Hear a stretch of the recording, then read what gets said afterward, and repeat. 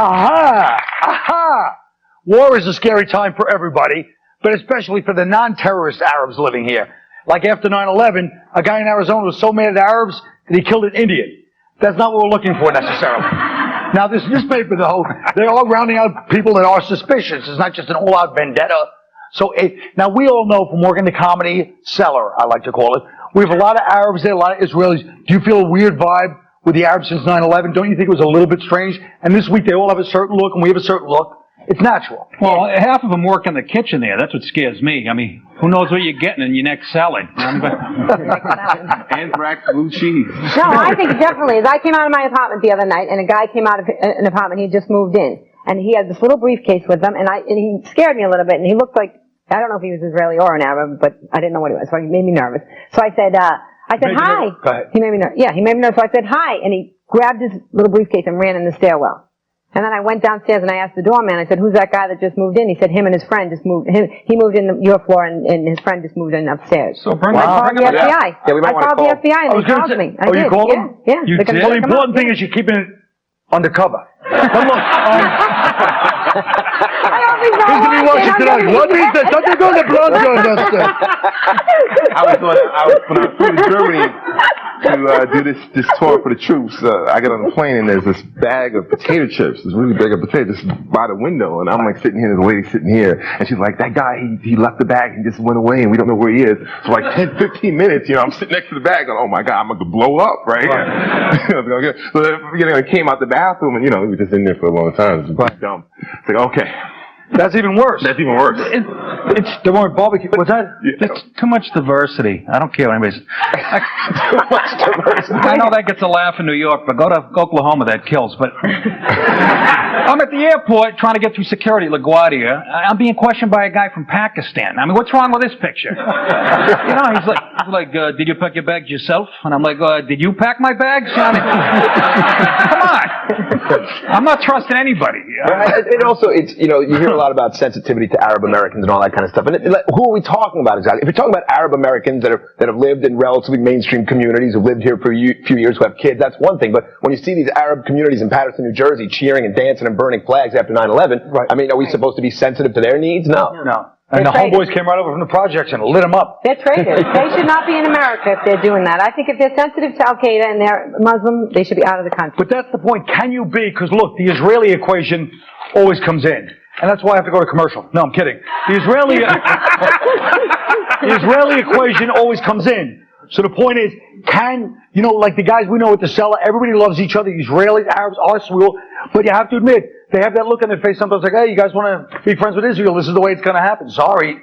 And they don't hate necessarily us, but you know what I mean? That make them disloyal, is what I'm saying. Tell them to pick another country to live. We're friends with the Israelis. Right. Go to, I don't know, who. Same as the actors. Ireland. Like the actors should go live somewhere else. They're always claiming that they're going to go somewhere, and they don't. Like George Clooney, like he just we should listen to him because he's hot. Is that why? Because he's a good-looking guy? Like, what does he have to say? I've had the same problem my whole life. What about, and Denise Rothwell, she was debating Bill O'Reilly, and she said that the actors, she doesn't understand why everybody has a problem with the actors, voicing their opinions, that it's just like saying that the people in the food industry can't have their opinions. And I thought, that is so stupid. What is the girl at McDonald's drive-thru with her headset like, hi, welcome to McDonald's, would you like to try a double cheese double fry? And by the way, I'm for the war. Like, she doesn't have the same nobody that works at McDonald's could read. Oh, I used to work at McDonald's, and I could... Exactly. Thank you. I still work at McDonald's. Did people just groan about slamming people that worked at McDonald's? I think we're starting to figure out the demographic. The point is, can we have political correctness during wartime or not? Is it what we're fighting for, or is it traitorous? This is why we have wartime, because of political correctness. Right. Okay. That's why we are where we are. Nobody can question anybody before, September 11th. Right. You couldn't question anybody without being called a racist. Yeah, that's why we are where we're at. Well, you know what? But then again, 11 of the 18 terrorists were actually flagged by the systems that were already in place before September 11th. People just screwed up at their own jobs. I mean, They didn't screw up. They were flagged because they didn't check bags. They let them on. I mean, that was just a stupid strategy. That night, you mean? Yeah, that day. Tim I should know said that, right? Tim Russett said, you know, we should be able to, he's like, he's a liberal guy, but he's totally interviews right down the middle. And he said that in a time of war, we should be able, the reason why we live in a country where you can have freedom of speech, you should be able to protest everything. You should be able to say you're against the war, you should be able to say you're for the war. But when the president makes a decision, we should all back him up. And I totally feel like that, because that's why we live in a democracy. No, I don't agree with that. I mean, it's one thing to say, you can keep disagreeing. It's one thing to say, you can't go over and endanger the lives of the troops. These people that want to be human shields, they deserve to be turned into mush. You know, that's just the way it is. You're endangering other Americans over there. But, you know, you should, I mean, I have no problem with people being against the war. I just don't like these people on the left who are just, you know, they just hate, they live here, they're Americans, but they hate America because their daddies put in too many hours at the law firm when they were kids, and, you know, and now, you know, they're not paying their own rent, they're pretending to be poets, and you know, then they look at every horror in the world and they want to blame America for it, and you want to say, you know what, you know, Howie Mandel is Canadian. Right. We're not responsible for everything. And go to everything. therapy. These people should go. I had this girl at an audition the other day. She starts going, you know, telling me, like, how do I feel about the war? Did I like the president? I said, as a matter of fact, I do, because I got tired of it. I said, I do. She goes, well, I'm going to have to compartmentalize you because I liked you. And I thought, you know, you. And that was my, no. But then I wish you really had thought that. Then I started talking to her.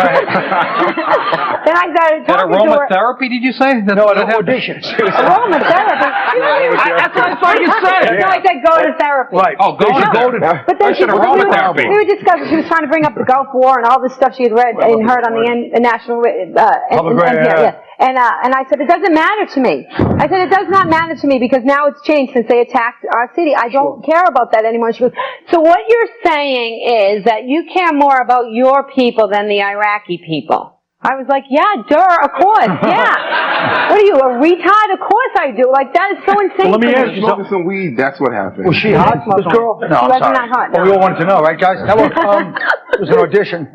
Apparently not. All right.